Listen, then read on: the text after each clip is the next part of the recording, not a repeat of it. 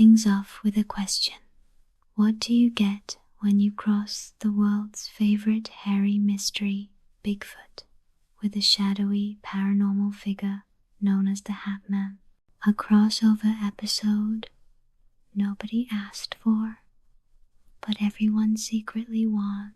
Bigfoot's been tramping through forests and our imaginations since the 1,950 seconds, leaving behind giant cryptid footprints and blurry photos.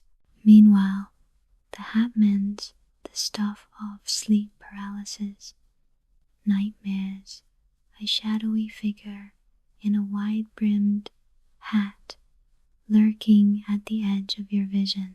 Now, if you're picturing Bigfoot and Hat Man in a buddy cop movie, you're not alone. But these legends have something deeper in common. Both are cultural archetypes, psychological blueprints that tap into our primal fears, unseen things in the woods, or the terror of not being alone in the dark. Let me tell you a story. I once heard from a camper in Oregon who swore he saw a towering silhouette in the trees wearing what looked like a hat. Hat Man? Bigfoot? Maybe a fashion-forward bear? The lines start to blur when the woods get dark enough. So, why do these two figures keep popping up in our stories? Are we just wired to see monsters, or are we glimpsing something science hasn't caught up with yet? Let's dig deeper. Let's get into the nitty-gritty real encounters. If you've ever gone down a YouTube rabbit hole at 2 a.m., you know there are thousands of reports about both Bigfoot and the Hat Man. But what counts as evidence? For Bigfoot, we've got plaster castings, think CSI, but with muddy footprints, and a handful of infamous videos, like the Patterson-Gimlin film. Skeptics call them hoaxes, but believers argue there's hair analysis, yes, forensic microscopy that suggests an unknown primate. Hat Man evidence? Trickier. Most stories involve hypnagogic hallucinations, basically your brain playing movies as you drift off to sleep. But here's the twist. Multiple unrelated people describe the same shadowy hat-wearing figure. Now, you might be thinking, isn't this just campfire talk? Maybe. Or maybe these stories serve as folk memory, shared warnings about danger, cloaked in myth. Imagine for a second that these are survival signals, not just spooky stories. So, fact, fiction, or something in between, the evidence is as murky as a Pacific Northwest forest at midnight. But don't worry, we're not done yet. Let's talk about why these legends stick around. I've gotta ask, why do so many of us want to believe in things like Bigfoot and the Hat Man? Is it just boredom, or is there a method to our monster madness? Psychologists talk about pareidolia, our brain's habit of seeing faces in clouds or monsters in the woods. It's survival coding. Better to freak out at a shadow than ignore a lurking predator. Bigfoot's shaggy outline or Hat Man's silhouette. Evolution says, run first, ask a question later. But there's a twist. Belief in these creatures can actually be comforting. These legends give us a narrative, a way to explain the unknown. It's the classic cognitive dissonance trick. We'd rather believe in a mysterious creature than admit we don't have all the answers. Now, imagine if tomorrow someone proved Bigfoot was just a bear with mange, or Hat Man was a sleep disorder, would we stop telling the stories? Doubt it. We crave a good mystery, something that makes our world just a little more magical. So, next time someone asks you if you believe in Bigfoot or the Hat Man, don't just laugh it off. Ask them what the story means to them. You might uncover something way more interesting than footprints or shadows, a glimpse into our need for wonder. Even in a world full of answers, picture this. You're walking down a foggy street late at night.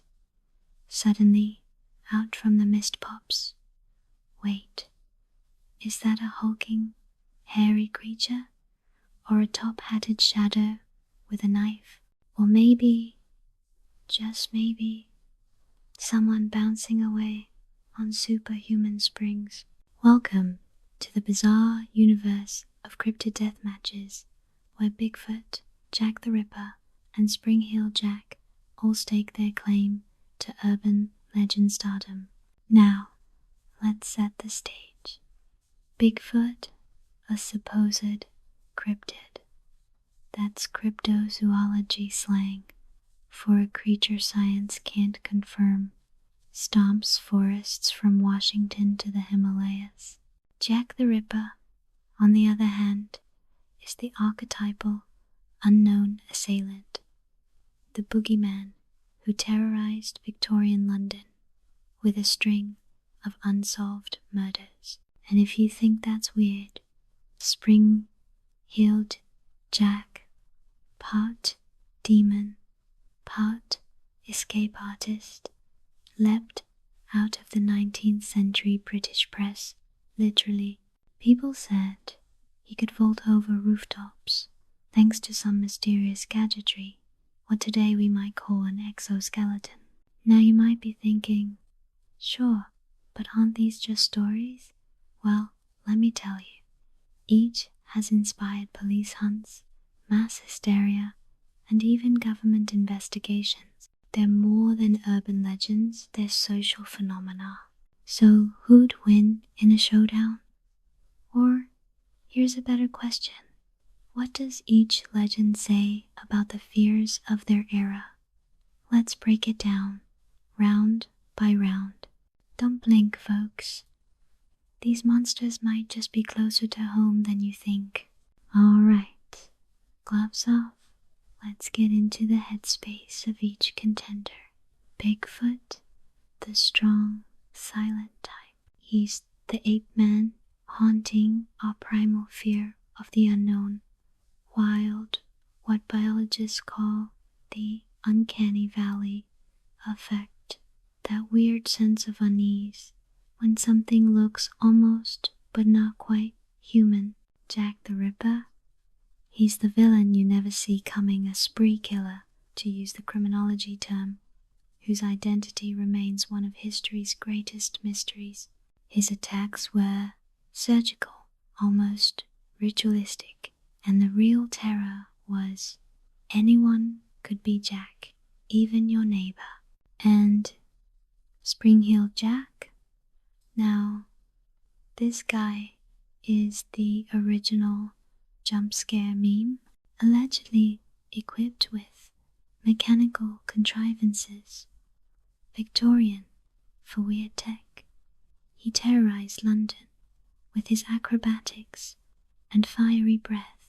People wondered, was he an escaped lunatic, a cruel prankster, or something supernatural? Let me play devil's advocate for a sec. Imagine you're living in 1882 London. Reports of Jack the Ripper ignite panic, but also a morbid fascination. Then comes Spring-Heeled Jack, bouncing over lampposts. Do you cower or laugh at the absurdity? Here's the twist. Each legend plays on social anxieties, from wild nature to criminal genius to technological change. Our monsters aren't just monsters, they're mirrors for what freaks us out deep down. So, it's time for the main event, Bigfoot versus Jack the Ripper versus Spring-Heeled Jack. Who walks away the reigning champion of myth? Let's weigh the odds. Bigfoot's got brute strength and forest stealth. Think apex predator. Only instead of teeth, he's armed with ambiguity. Jack the Ripper, his weapon is psychological warfare. Even after 130 years, that unsolved case file keeps us up at night. And Spring-Heeled Jack, mobility and theatrics, baby.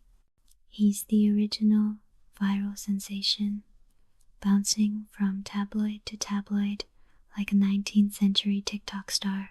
Now, you might be asking, what's the point of this monster mashup? It's more than a hypothetical street fight. It's about how stories outlive facts. Which legend you fear or laugh at says as much about you as it does about the world they haunt. Let me close with this. From blurry Bigfoot photos to Ripper conspiracy theories and tales of leaping devils, we keep resurrecting these icons. Why?